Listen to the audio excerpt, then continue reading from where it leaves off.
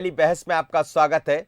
मध्य प्रदेश में अब महापौर, नगरपालिका और नगर पंचायत अध्यक्षों को पार्षद नहीं बल्कि जनता ही चुनेगी। ये फैसला मंगलवार देर रात भोपाल के प्रदेश बीजेपी कार्यालय में हुई बैठक में लिया गया। भारतीय जनता पार्टी संगठन की तरफ से ये कहा गया कि प्रत्यक्ष तौर पर चुनाव होना चाहिए। दिन में भी एक बैठक हुई जिसमें तमाम लोग मौजूद रहे, मंत्री भी मौजूद रहे, लेकिन बाद में देर रात तक चली भारतीय जनता पार्टी के दफ्तर में इस पर रजामंदी हो गई। दोनों के बीच चर्चा के बाद अध्यादेश को राज्यपाल की मंजूरी के लिए दोबारा राजभवन भेज दिया गया, जिसके बुधवार को यानी आज मंजूर होने की संभावना है। इस तरह निकाय चुनाव मामले में शिवराज सरकार के फैसले के बाद एक बार फिर नया ट्विस्ट दिखाई दे रहा है, यानी अब चुनाव प्रत्यक्ष प्रणाली से ही करवाए जाएंगे। सस्पेंस थोड़ा सा बरकरार है जब तक कि अध्यादेश पर मोहर ना लग जाए। एक सप्ताह के भीतर ये दूसरी बार है जब अध्यादेश राजभवन गया है। इससे पहले भी सरकार ने महापौर, नगरपालिका अध्यक्ष को जनता से चुने जाने का अध्यादेश राज्यपाल को भेजा था, लेकिन सुप्रीम कोर्ट के आदेश के बाद उसे वापस बुला लिया गया। फिर तय हुआ कि चुनाव अब प्रत्यक्ष प्रणाली से होंगे, यानी महापौर और अध्यक्ष को जनता नहीं बल्कि पार्षद चुनेंगे। आपको हम बता दें कि महापौर, निकाय अध्यक्षों का चुनाव अप्रत्यक्ष प्रणाली से कराने का फैसला तत्कालीन कमलनाथ सरकार ने लिया था।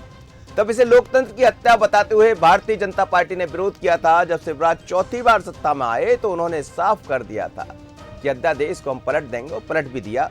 जब से चर्चाओं का दौर जारी है।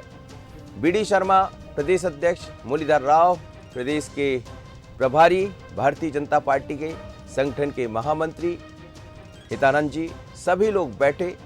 गृह मंत्री डॉक्टर नरोत्तम मिश्रा भी पहुंचे, शिवराज सिंह चौहान भी भारतीय जनता पार्टी के दफ्तर में मौजूद रहे।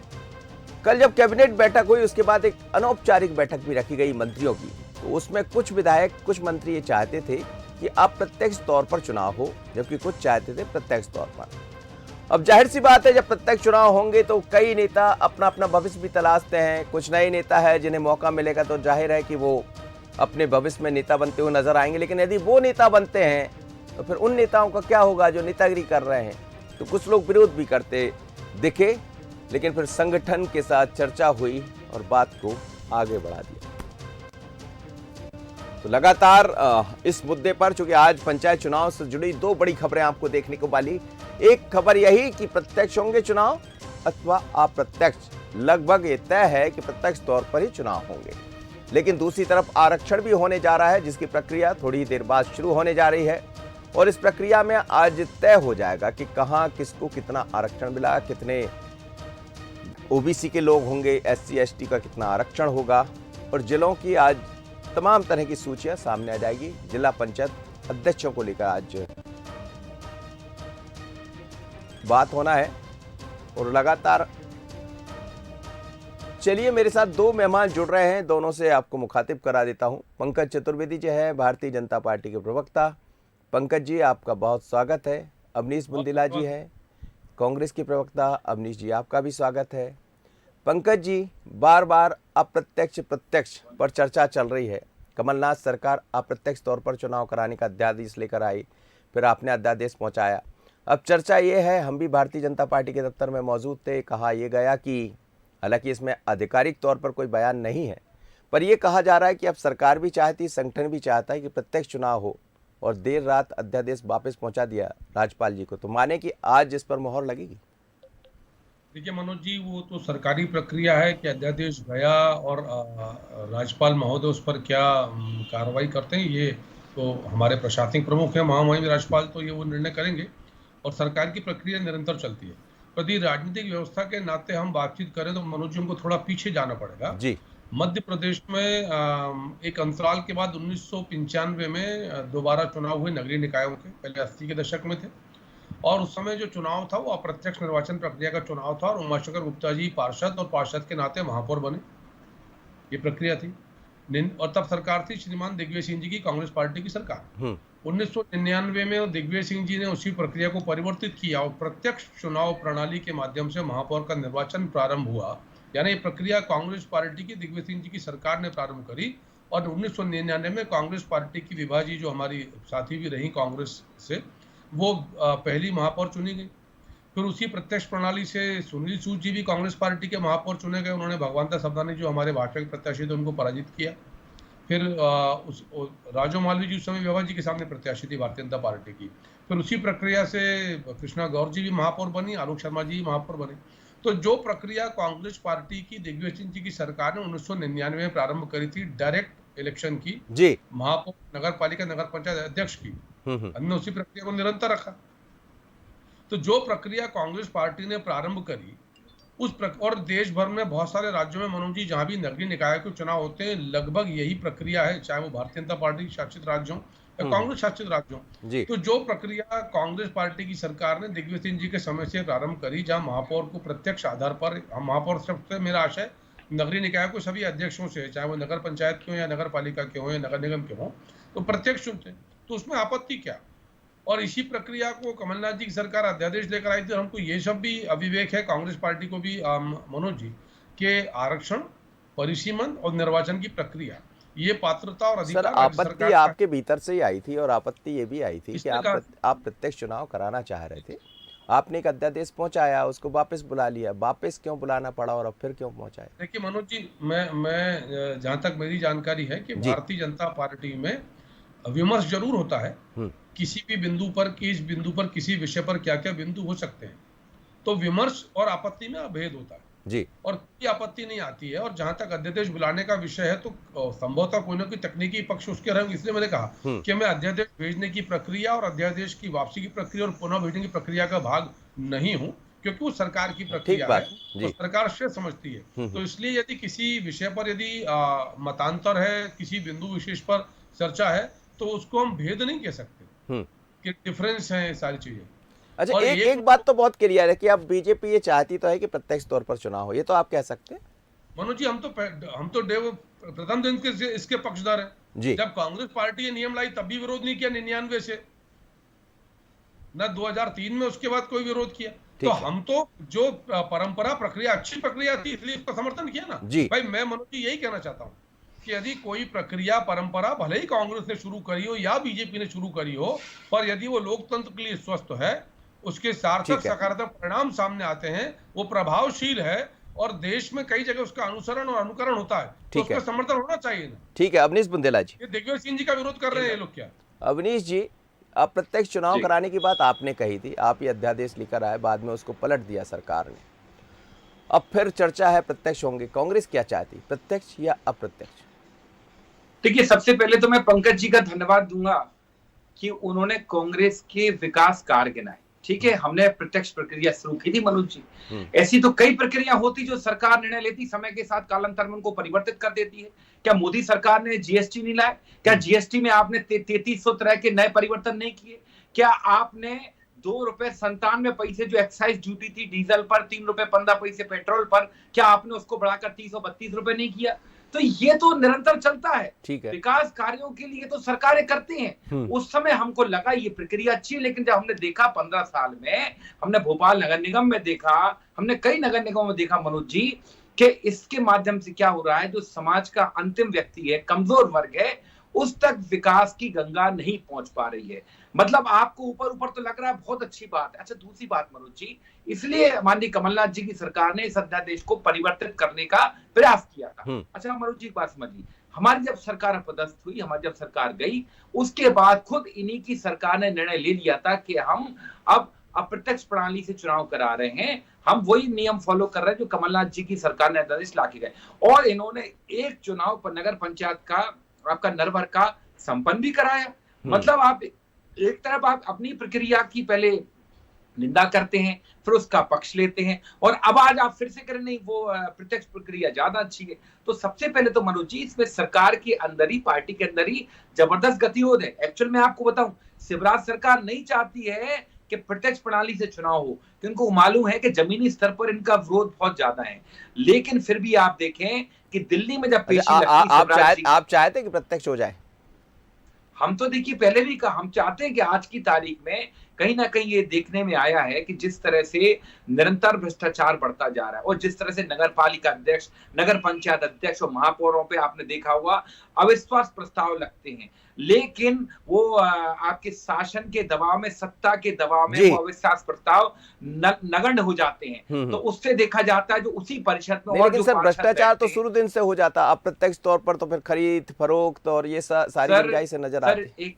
मनोज जी, आप भी जानते हैं कि जो अप्रत्यक्ष जो अध्यक्ष चुना जाता है, वो कहीं ना कहीं थोड़ा डर के काम करता है कि उसकी जो साथी पार्षद हैं कि ये उसको मालूम है कि अगर मैं ढंग से काम नहीं करूंगा तो ये पार्षद बैठे जिनके समर्थन से मैं अध्यक्ष हूं, ये मेरी कुर्सी खिसका देंगे। लेकिन प्रत्यक्ष प्रणाली में आपको मालूम होगा उसमें एक नियम है कि 1 साल में सिर्फ आप एक बार या 6 महीने में एक बार अविश्वास प्रस्ताव ला सकते हैं, है ना। और उसके बाद भी देखा होगा सत्ता के दबाव में कहीं ना कहीं जब वो बैठा हुआ होता है अध्यक्ष महापौर, तो वो उस अविश्वास प्रस्ताव को कहीं ना कहीं मैनेज कर लेता है। आप मुझे बता दें मध्य प्रदेश में इतने अविश्वास प्रस्ताव आए, किस महापौर ने अपना कार्यकाल पूरा नहीं कर पाया। आप रतलाम की बात करें, सुनीता यारदे पर 3 बार अविश्वास प्रस्ताव आया, खुद उन्हीं के पार्टी के लोग लेकर आए, पार्षद लेके आए भाजपा के, लेकिन फिर भी उन्होंने अपना कार्यकाल पूरा किया। आपको याद होगा उज्जैन का भी किस्सा मामला है, या याद होगा, तो ये नगर निगमों की बात है। अगर नगर पालिका नगर पंचायतों में जाएंगे तो ये संख्या 100-150 में हो जाएगी। जब आप आए तो कुछ नगर पालिका अध्यक्षों में ये देखने को भी मिला था,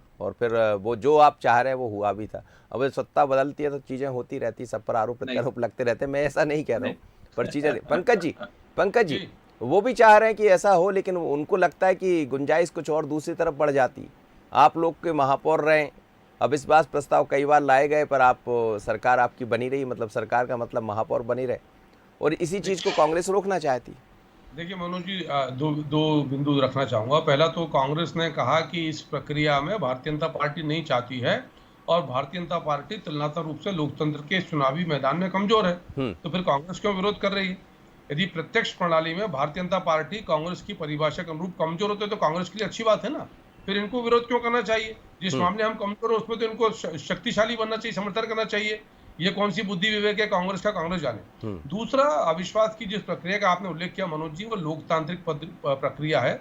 मध्य प्रदेश नगर पालिका नगर निगम अधिनियम के तहत अविश्वास की प्रक्रिया आती है, और उस लोकतांत्रिक प्रक्रिया के पालन में यदि लोकतांत्रिक प्रक्रिया के तहत यदि अविश्वास प्रस्ताव पारित तो नहीं हो पाता, तो कैसे किसी आप महापौर को, मतलब महापौर से आशय उन अध्यक्षों से, तो कैसे हटा सकते हैं आप उनको। यानी लोकतांत्रिक प्रक्रिया में कांग्रेस पार्टी के आधार पर यदि वो पारित ना हो तो भी आप उसको हटाओ, तो ये क्या लोकतांत्रिक मूल्यों का सम्मान है। भाई कोई प्रक्रिया ऐसी रखी रहती कि वो डायरेक्ट चुनाव हुआ है तो बस डायरेक्ट होगा, वो 5 साल तक कोई उनको डिस्टर्ब नहीं करेगा। अरे इसमें तो छोटे स्तर पर भरी कुर्सी खाली कुर्सी की प्रक्रिया भी है सर, जहां रिकॉल तक किया जाता है। ये प्रक्रिया हमने देखी, हरदा में देखने को मिली। जी मनोज जी, तो मेरा आशय वही है कि इस प्रत्यक्ष निर्वाचन की प्रणाली की प्रक्रिया में भी पर्याप्त अवसर, लोकतांत्रिक अवसर है कि जहां यदि डायरेक्टली इलेक्टेड रिप्रेजेंटेटिव पर लोगों का विश्वास है तो उस निकाय को नियम कायदे कानून के आधार पर ये अधिकार है कि अविश्वास प्रस्ताव पेश करे। और यहाँ तक कि पंकज जी, लेकिन एक चर्चा ये भी बड़ी तेजी से है, ये चर्चा है और हमारे पास इसकी बहुत सारी खबरें भी है कि आपके भीतर के लोग भी कहीं नहीं चाहते। देखिए होता यह है कि जब महापौर का कोई प्रत्याशी चुनाव मैदान में होता है, वो नेता बन जाता है, जब चुनाव जीत कर आता है एक नया नेता तैयार हो जाता है, और पार्टी के कई विधायक, जिसमें भोपाल के विधायक भी शामिल है, इंदौर से भी, बड़े खासकर महानगरों से ऐसी खबरें, वो चाहते हैं अप्रत्यक्ष तौर पर चुनाव हो और फिर जो पार्षद आए वो हमारी झोली में खेलता रहे, हमारे हाथ से चलता रहे। ऐसी भी बड़ी तेजी से पार्टी के भीतर भी ऐसी चर्चा है।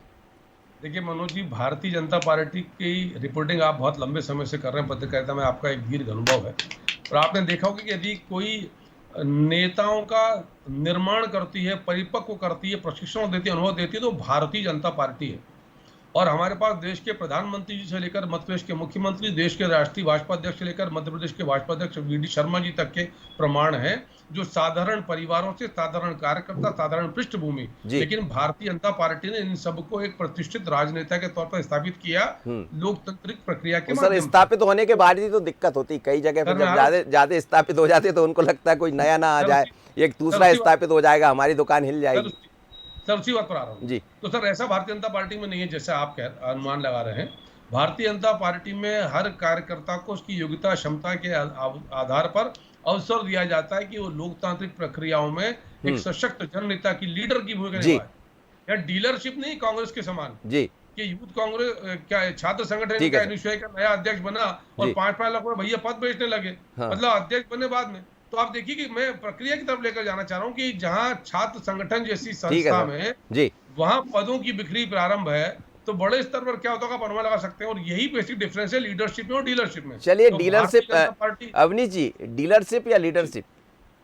देखिए, जिस पार्टी का राष्ट्रीय अध्यक्ष बंगारू लक्ष्मण रिश्वत लेते हुए पूरे देश ने देखा हो जिसको, और उसी पार्टी का एक और केंद्रीय मंत्री दिलीप सिंह जुदेव को सबने देखा हो, ये कहा हो कि खुदा कसम पैसा खुदा तो नहीं लेकिन खुदा से कम भी नहीं। तो उस पार्टी के नेता को, प्रवक्ता को ये बात नहीं बोलना चाहिए, पहले अपनी गरिबान में झांक कर देख लेना चाहिए।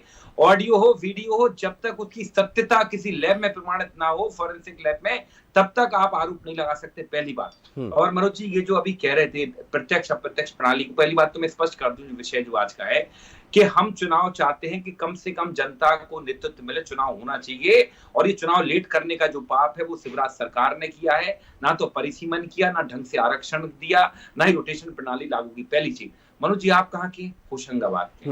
मनोज जी, होशंगाबाद का आपको याद होगा डॉक्टर पांडे जो वहां के महापौर थे, नगर पालिका अध्यक्ष थे, है ना, उनके खिलाफ उनके पूरे पार्षद आकर, उस समय जो मुख्यमंत्री थे शायद शिवराज सिंह जी थे या गौर साहब थे, पूरे पार्षदों ने आकर यहाँ परेड की, सिर्फ एक पार्षद उनके साथ था, और आप देखें फिर भी उनको कोई हटा नहीं पाया था, उनने अपना पूरा कार्यकाल पूरा किया। तो ये विसंगति है, ये ड्रॉबैक है इस प्रणाली का। और मनोज जी, आपको याद होगा अगर पिपरिया में भी कुछ ऐसे ही कांड हुआ था जायसवाल जी के लिए, लेकिन मैं उसमें नहीं जाना चाहता। तो ये एक दो उदाहरण मैंने दिए चूंकि नजदीक के मनोज जी, और लेकिन अगर आप गहराई में जाएंगे तो ये प्रणाली का समय के हिसाब से इसमें जो महापौर अध्यक्ष बनता है वो बहुत ताकतवर हो जाता है। मतलब आपको क्या लगता है, आप अपने आप को यदि ऐसा कह रहे हैं तो कहाँ क्या कमजोर समझ रहे हैं कि जनता आज भी बीजेपी के साथ चली? सर कमजोर देखिए, अगर जो व्यक्ति कह रहा है कि कांग्रेस इसका इसलिए विरोध कर रही है कि हम कमजोर, तो फिर मतलब आप उस प्रणाली का विरोध करो, मतलब फिर तो बोलिए पार्षद प्रणाली है। मनोज जी जल्दी 30 सेकंड बोल दी मेरे साथ। अभी इन्होंने कहा कि वो नेता ताकतवर हो जाता है, यानी कमजोर महापौर चाहते हैं क्या? ताकतवर तो होना चाहिए ना, जितना सशक्त राजनेता होगा उतना सबलता से काम करेगा। क्यों कमजोर चाहती है? बोलिए। बेलगाम शब्द का है, उसका भी लोग करें पंकज जी। मैंने ताकतवर और बेलगाम कहा है, अपने पार्षदों की सुनता नहीं है, इस तरह का कहा है मैंने। देखिए, ताकतवर होना, निरंकुश होना, निरंकारी होना, घमंडी होना, बेलगाम होना, ये दोनों अलग बात है पंकज जी। कृपया करके बातों को मिक्स मत करें पंकज जी। मैं स्पष्ट कह रहा हूँ कि इस प्रणाली का हम विरोध नहीं करते, लेकिन इस प्रणाली से विकास नहीं हो पा रहा है, भ्रष्टाचार बढ़ रहा है और विकास कमजोर छोड़ के व्यक्ति तक नहीं पहुंच पाता है। ठीक है कांग्रेस कमजोर राजनेता। जी देवदत्त जी, सर देवदत्त जी, कांग्रेस कमजोर होती तो दिन रात देवदत्त जी जुड़ गए मेरे साथ, वैसे ही लेट हो गया। देवदत्त जी, सवाल यही है कि एक बार फिर चर्चा है कि प्रत्यक्ष तौर पर चुनाव कराया जाए। पार्टी के भीतर भी कल भी इस पर चर्चा हुई, लेकिन कल सत्ता के लोगों ने चर्चा की। अंदर से खबरें यह है कि कुछ लोग नहीं चाह रहे थे कि प्रत्यक्ष तौर पर चुनाव हो, कुछ चाह रहे थे अप्रत्यक्ष तौर पर हो। चिंता दोनों तरह की, चिंता ये भी है कि जनता इस समय क्या करेगी, चिंता ये भी है कि हम यदि नेता बनकर बैठे हैं, विधायक बनकर बैठे हैं, तो हमारी जो एक दादागिरी का है जैसे वो खत्म हो जाएगी और नए नेता तैयार हो जाएंगे। पर अब संगठन ने भी उसमें हाथ मिला दिया और संगठन ने भी ये चाहा है कि प्रत्यक्ष हो चुनाव, तो प्रत्यक्ष की तरफ बढ़ रहे हैं। माना जाए कि प्रत्यक्ष तौर पर ही चुनाव होंगे। बिल्कुल, जिस तरह से कल शाम को सत्ताधारी दल भाजपा के नेताओं ने एक सहमति बनाकर अध्यादेश फिर से राज्यपाल के पास भेजा है, उसके आधार पर अब ये तय है लगभग कि प्रत्यक्ष प्रणाली से चुनाव होगा। मनोज जी, बात ये नहीं है कि आप कैसे प्रत्यक्ष या अप्रत्यक्ष से चुन रहे हैं, इसमें दोनों दलों की दुविधा और द्वंद्व सामने आ गया है इन 2 वर्षों के बीच में कि जब आप प्रत्यक्ष प्रत्यक्ष को लेकर दोनों दलों में कोई एक आम सहमति भी नहीं थी और कोई एक ऐसा टेस्ट भी नहीं था, लिटमस टेस्ट नहीं था इसके अंदर कि इस प्रणाली से हमें फ़ायदा होगा या किसको नुकसान होगा।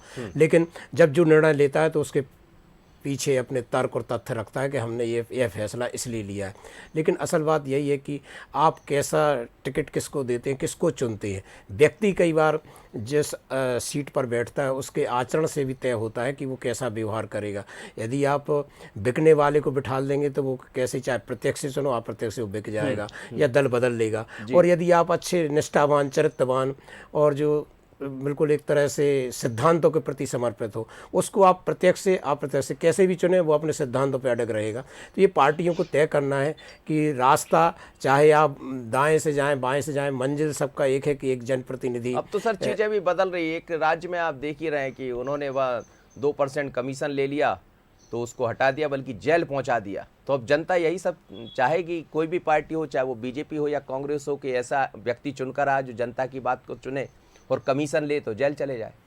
बिल्कुल, ये जो कल नज़ीर पेश की है, और आप पार्टी शायद इसीलिए दिल्ली और पंजाब के बाद अब बढ़ेगी आगे, इसलिए कि वो ऐसे निर्णय ले रहे हैं। देश में कितने मंत्री हैं और कितने सालों से सरकारें चल रही, लेकिन 1% कमीशन के ऊपर मंत्री को हटाना और जेल भेजना कहीं अभी तक नहीं देखा गया, जबकि कितने आरोपों के बाद भी जमे रहते हैं। और यही बात कहते हैं राजनीतिक लोग कि जब तक अभी आरोप लगे हैं, जब तक सिद्ध ना हो जाए, अदालत सिद्ध ना करे, तब तक मुझे लगता है कि अभी ये जो नई पार्टी है, अभी उनको बहुत लंबा सफ़र तय करना है। शुरुआत में ऐसे निर्णय लिए जा सकते हैं, लेकिन जब कोई दल बड़ा हो जाता है, बहुत से राज्यों में लेकिन सर वो रास्ता तो पंकज जी, एक नया रास्ता तो दिखाई देता है। बात चूंकि नगर पालिका नगरीय निकाय की जब भी बात होती है तो करप्शन के बहुत चीज़ें देखने को मिलती है, और करप्शन वहीं से शुरू हो जाता है जहां अप्रत्यक्ष चुनाव होंगे तो फिर खरीद फरोख्त बढ़ेगी, तमाम तरह की चीज़ें होंगी। पर मेरा आपसे 30 सेकंड में जवाब यही चाहता हूँ, क्या ये माना जाए कि अध्यादेश पहुँच गया और आज या कल में, क्योंकि 31 तारीख के पहले अब तारीख भी तय हो जाएगी कि चुनाव होना है, जो सुप्रीम कोर्ट ने समय दिया था उसके 2 हफ्ते पूरे हो जाएंगे 31 तारीख को, तो अब निर्णय लेने की स्थिति में है सरकार? देखिए, सरकार मनोज जी हमेशा निर्णय लेने की स्थिति में थी, और मध्य प्रदेश की सरकार ने के परिसीमन को, आरक्षण को और ट्रिपल टेस्ट को, तीनों को सुप्रीम कोर्ट ने मान्य किया है। उसी आधार पर यह फैसला दिया है, तो सरकार तब भी सक्षम थी, अब भी सक्षम है, हमेशा सक्षम रहेगी जी। और जो पब्लिक इंटरेस्ट में होगा वो काम करेंगे।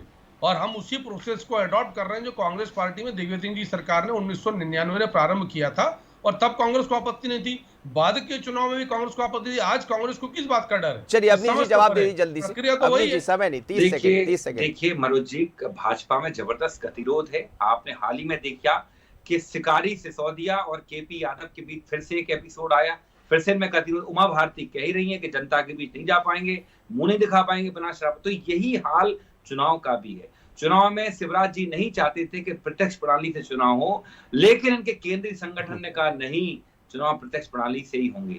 तो ये भाजपा है कि इनके यहाँ जब जो भी होता है तो उस पर ये लाग लपेट करने के लिए कई सारे लोग होती हैं, इनकी ट्रोल आर्मी होती है झूठ बोलने के लिए, झूठ परोसने के लिए। नहीं, लेकिन सर यही संगठन है कि संगठन की भी चलती है यहाँ, मतलब ये भी दिखाई देता है कि आपको करना क्या आगे चलकर। और ये संगठन तो सिंधिया जी की देरी पर गिरवी रखा है। ठीक, अगर संगठन सिंधिया जी की देरी पर गिरवी नहीं होता तो बेचारे केपी यादव को डांट नहीं चलिए और सिसोदिया को अंतिम प्रतिक्रिया देवदत्त जी। सर समय नहीं, बिल्कुल देवदत्त जी अंतिम प्रतिक्रिया होगा क्या? आज कुछ निर्णय होने की उम्मीद करें?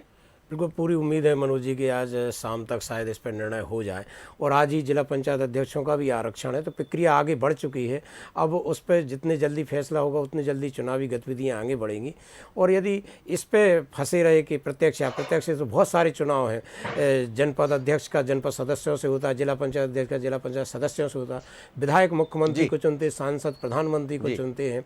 तो ऐसे बहुत सारे चुनाव हैं जो सीधे चुनाव नहीं होते। तो ये कोई मसला नहीं है। मसला यही है कि आप चुनाव कैसा करते हो, कैसे प्रतिनिधियों को मैदान में उतारते हैं, और जल्दी उन पर कितनी निगरानी रखते हैं, और जल्दी कितना करते हैं, क्योंकि लोगों को लंबा इंतजार। पंकज जी समय नहीं, माफ करिएगा। पंकज जी, अवनीश जी और देवदत्त जी, आप सभी मेहमानों का बहुत धन्यवाद मेरे साथ जुड़े।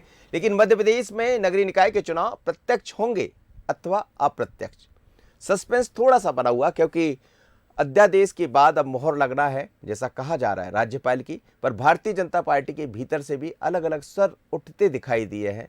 लेकिन जब संगठन के बीच में सत्ता के लोग बैठ जाए, फिर रास्ता एक ही होता है कि अब हमें आगे बढ़ना है और प्रत्यक्ष तौर पर चुनाव कराना। तो उम्मीद करें कि आज कुछ निर्णय होगा हमारे सामने, क्योंकि इसी बीच आरक्षण भी आज होना है।